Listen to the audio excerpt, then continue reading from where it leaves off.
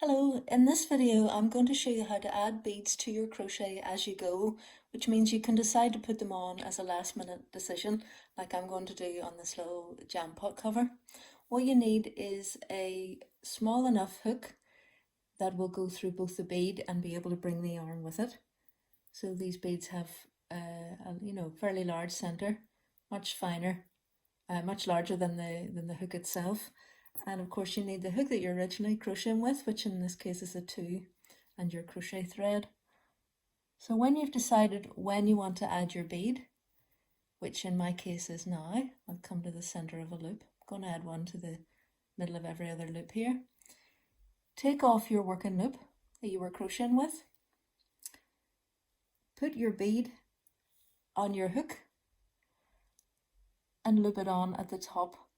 You won't be able to crochet that through in most cases, so what you do is tighten it up really well with your thumb and forefinger, keep it snug there right towards the edge of the crochet hook, and you're going to be using this method to more or less ease them off. Rather than crochet it through, you're going to be pushing the bead off and over.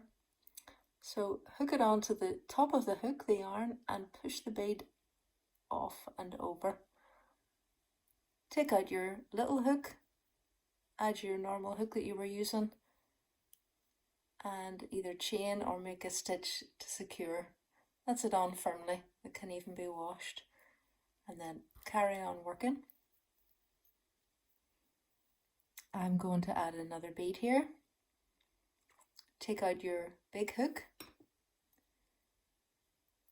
put a bead onto your little hook, loop on hook, tighten up here, hold it snugly, work it even closer to the edge, keeping hold of that firmly, push your bead up and still holding everything tight and easing the bead over with your thumb. So it's this thumb that's doing the work, and that's your yarn coming through. It can take a little bit of practice, so stick with it.